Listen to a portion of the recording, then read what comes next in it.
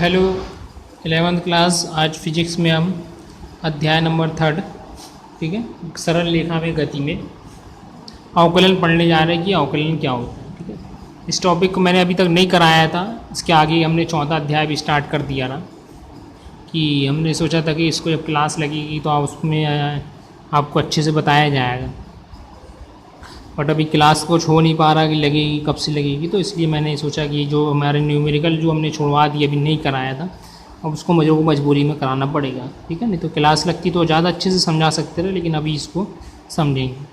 अवकल क्या होता है, अवकलन क्या होता है। ठीक है, तो अवकलन क्या है कि कोई अवकलन एक फंक्शन है। ठीक है, कि मान लीजिए हमने एक फंक्शन लिया है y=x। ठीक है, एक फंक्शन है कि y का मान क्या है, x के बराबर है, या फिर और कुछ भी ले सकते हैं। मान लो x² हमने एक फंक्शन ले लिया। ठीक, अब इसको अगर ग्राफीय रूप में प्रदर्शित करेंगे तो ग्राफीय रूप में हमारा इसका जो ग्राफ बनेगा तुम्हारा वो तो कुछ इस टाइप से बनेगा। अब इसमें ये है कि अगर हम इस पॉइंट पे बात करेंगे, एक पॉइंट पे ये है, यहाँ पर x का मान कुछ है, हमने मान लो x का मान कितना रखा है, 1 रखा है। 1 रखने में x,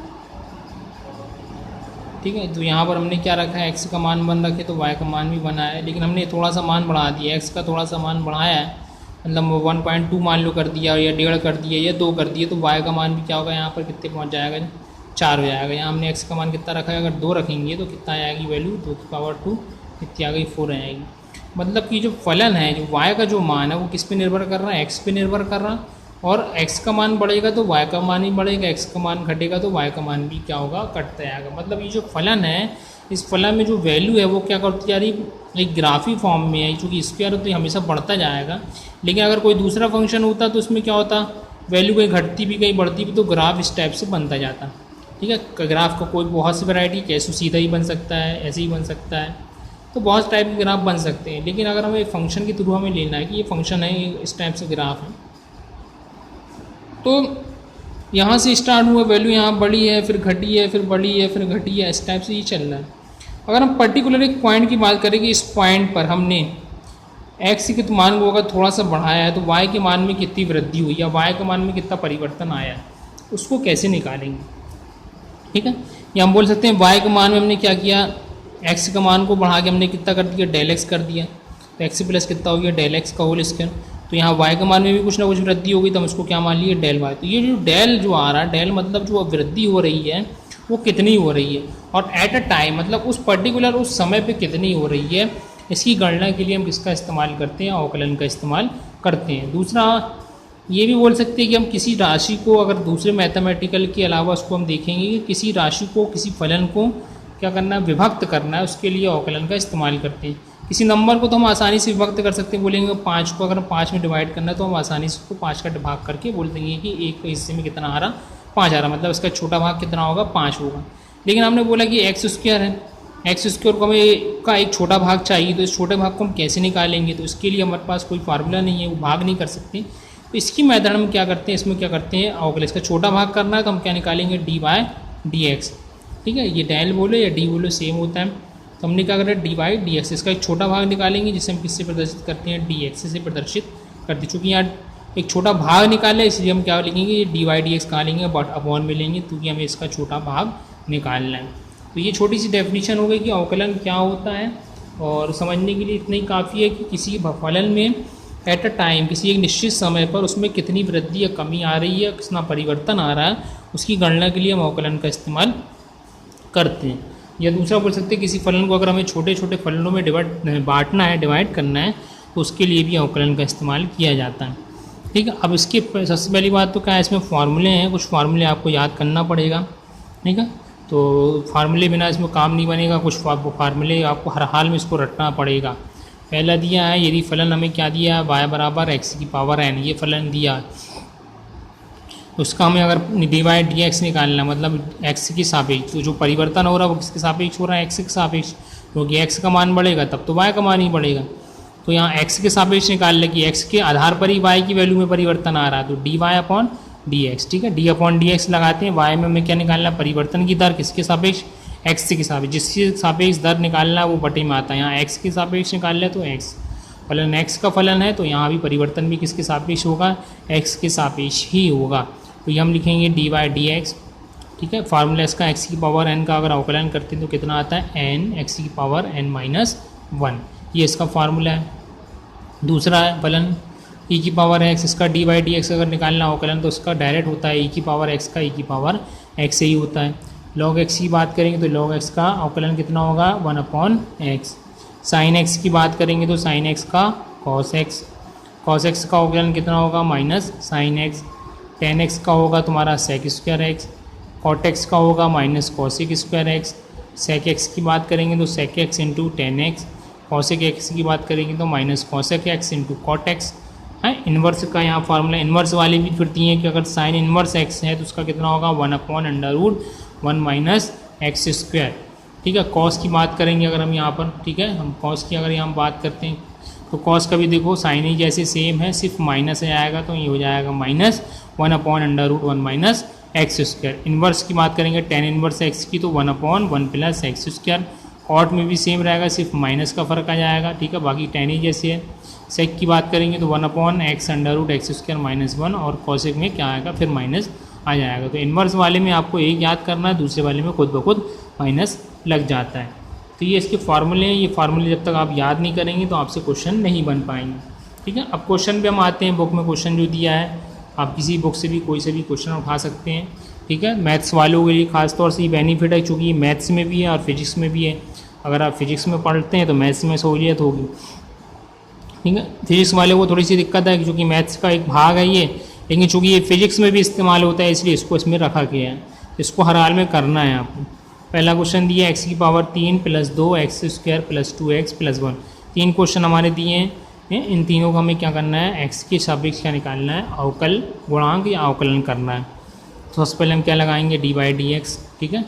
dy/dx हमने लगाया, फिर यहाँ भी dy/dx लगाया, जो पूरी जो फलन था ऊपर वाला उसको ब्रैकेट में रख दिया। अब dy/dx का पूरे में क्या कर दिया, बारी बारी हमने इंटू कर दिया है।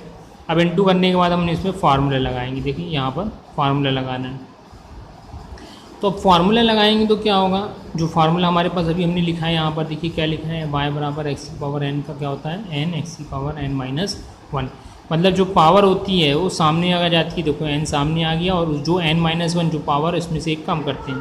तो यहाँ पर यही करेंगे, 3 ये सामने जाएगा, x की पावर 3 - 1 प्लस ये दो संख्या है, इससे हमें कोई मतलब नहीं है, x इसको किनारे करेंगे, हमें x से मतलब है। तो x में क्या है, इसकी पावर 2 है तो 2 क्या आएगी, सामने जाएगी।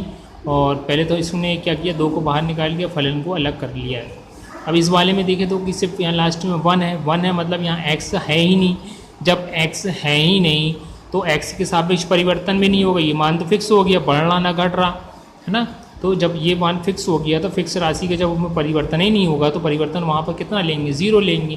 तो इसलिए अचर राशि का अवकलन करने पर उसका मान कितना लेते हैं हम, 0 लेते हैं। या ये बोल सकते हैं किसी कांस्टेंट का अवकलन हमेशा कितना होगा, 0 होगा। क्यों 0 होगा, चूँकि अचर राशि है, इसका मान ना बढ़ेगा ना घटेगा। जब बढ़े घटेगा नहीं तो परिवर्तन भी नहीं होगा, जब परिवर्तन नहीं होगा तो उसको कितना लेंगे अपन, 0 ले लेते हैं।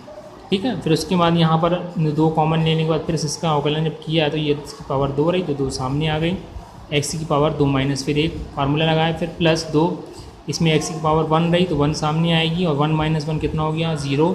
x की पावर यहाँ चाहो तो लिख सकते हैं, अगर दिक्कत दी तो ये x की पावर यहाँ कितनी आएगी, 0। x की पावर 0 का मान कितना होता है, 1 होता है, तो इन्हें डायरेक्ट रख दिया है।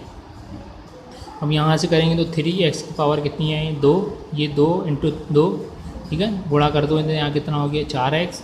फिर इसी तरह 2 का यहाँ 1 में गुणा करेंगे तो कितना आएगा, 2 होगा। तो ये क्या आ गया, हमारा अवकलन आ गया कि अगर x के सापेक्ष फलन में परिवर्तन कितना आएगा, ये इसका मान आ गया। अब जितने जिस मान में हमने को परिवर्तन निकालना वो इस मान में रख के हम x का मान रख के निकाल सकते हैं। तो ये आपको छोटा क्वेश्चन था, कैसे करना है। ठीक है। अब इसका दूसरा क्वेश्चन इसी में देख लेते हैं। दूसरा क्वेश्चन क्या दिया, √x + 1/√x। √x का तो कोई फार्मूला हमारे पास है ही नहीं। ठीक है। जब कोई फार्मूला नहीं है तो उसको कैसे करेंगे, तो उसको हमें बनाना पड़ेगा। हमारे पास जो फार्मूले उपलब्ध हैं उस फार्मूले से हमें देखना है कि किस फार्मूले से ये मैच खाता है। तो इसकी पावर अगर हम करली की हटाएंगे तो पावर कितनी आएगी, 1/2। इसी तरह इसकी भी पावर हटाएंगे तो कितना आएगी, 1/x की पावर 1/2 की पावर नीचे है तो उसको ऊपर ले आएंगे तो ये ऊपर आएगी तो कायम हो जाएगी, प्लस में रही तो ऊपर आके कायम हो गई माइनस। अब ये अगर हम देखते हैं तो ये पावर वाला बन गया एक्स की पावर हाफ और एक्स की पावर माइनस हाफ। तो ये फार्मूला हमारे किसके जैसे पहला वाला फार्मूला जो एक्स की पावर एन वाला है उसी जैसे क्या हो गया, ये बन गया है। अब हम इसका क्या करेंगे, अवकलन करेंगे। अवकलन करने में फिर वही हमने क्या लगाया है, डी बाई डी एक्स लगा दिया यहाँ पर एक्स की पावर 1/2। इस तरह यहाँ भी माइनस ले लिया है, ठीक है। फार्मूला लगाएंगे तो पावर क्या होगी 1/2 सामने जाएगी, और जो पावर 1/, उसमें से एक क्या कर दिया हमने माइनस, प्लस जिस तरह यहाँ पावर कितनी रही, माइनस में रही, तो -1/2 सामने आ गया, एक्स की पावर -1/2 और -1, ठीक है। तो इसको सॉल्व करेंगे तो 2 एकम 2 -1 करेंगे तो यहाँ कितना आएगा -1/2 -1/2 एक्स की पावर, यहाँ दोनों माइनस में तो जुड़े आएगा तो कितना आएगा -3/2। सॉल्व करोगे तो 2 × 1 और +1/2 3/2, तो दोनों पावर क्या में आ गई, माइनस में आ गई। अब माइनस में आ गई तो उसको फिर हम नीचे ले आएंगे तो 1/x की पावर 1/2, यहाँ x की पावर 3/2, ठीक है। इसको अब फिर सब 1/2 को हम क्या लिख सकते हैं, कर्नली लिख सकते हैं। उसने हमें क्या लिख दिया, कर्नली लिख दिया। और यहाँ भी हमने क्या किया, x की पावर 3/2 रही तो उसमें से हमने क्या किया, एक x को अलग कर दिया और x की पावर हाफ लगा दिया, और फिर इसके हमने क्या रख दिया 2x, और फिर कर्नली x की पावर 1/2 रहा तो इसको हमने क्या लिख दिया, कर्नली कर दिया। तो ये इसका हल हो गया। चूँकि हमने कर्नली के रूप में हमें क्वेश्चन दिया था तो हमने आंसर भी कर्नली रूट की टर्म में निकाल दिया। इसको और आगे सॉल्व कर सकते हैं क्रॉस मल्टीप्लाई करके, नहीं तो इतना करके भी आप छोड़ सकते हैं, ठीक है। तो ये 2 क्वेश्चन थे। इसके बाद जो थर्ड क्वेश्चन है वो भी सेम इसी जैसे रहेगा, तो उसको आप घर पे कर सकते हैं, ठीक है। तो ये क्वेश्चन आसान क्वेश्चन है, साइन वाले लॉग वाले और भी क्वेश्चन इसमें दिए हैं, तो आप इसको कर लेंगे घर में। और सिर्फ फार्मूले बेस्ड है, जैसा बताया हमने बार बार कि सिर्फ हमें अवकलन करना है और फार्मूले में वैल्यू पुट कर देना है। चलो अच्छा, एक क्वेश्चन साइन वाला भी हम आपको बता देते हैं, साइन वाला भी हिंट के तौर पे देख लेते हैं। तो ये क्वेश्चन दिया हमें, क्या दिया है, sin x - cos x y बराबर e⁻x + 5 log 10x, ठीक है। तो यहाँ भी करेंगे तो फिर वही डी बाई डी एक्स पहले लगाते हैं, sin x - cos x अलग अलग कर लो तो D by D x sine x minus D by D x cos x. Sine x का अवकलन कितना होगा, cos x, और cos x का कितना होता है sin x, माइनस में होता है तो ये प्लस हो गया, ठीक है। तो फार्मूला जैसा पीछे है कि साइन का अवकलन cos होता है, cos का अवकलन माइनस साइन होता है, तो माइनस यहाँ प्लस हो गया। तो कुछ नहीं करना है, हमें सिर्फ वैल्यू पुट करना है। e⁻x का यहाँ देखें, पहले डी बाई डी एक्स लगाएं, फिर अलग अलग डी बाई एक्स लगाएंगे, जैसे इनटू करते हैं वैसी प्रोसीजर है पूरी। अगर हमें किसी संख्या का गुणा करना है तो पहले क्या करते हैं, ब्रैकेट के बाहर लिखते हैं, फिर पूरे में गुणा करते हैं, फिर उसके बाद अलग अलग इसका करते हैं। e⁻x का अवकलन कितना होता है, e⁻x से ही हो जाता है। यहाँ से log x का कितना होता है 1/x, ये रख दिया हमने, और 10x से कितना होता है sec² x होता है, तो ये हमने रख दिया। तो ये अवकलन हो गया। सिर्फ फार्मूला आपको याद करना है, फार्मूला याद करने के बाद उसकी वैल्यू आपको पुट करते आएंगे, आपका अवकलन होता जाएगा। तो इसके और क्वेश्चन आप घर पे करें, जो डाउट्स हो आप पूछ सकते हैं। इसमें फिर भी 15-20 क्वेश्चन दिए हैं अवकलन के, आपको उसको घर पे करके जो डाउट है वो हमें आपको बताना है। चलिए ठीक है, इसमें इतना ही।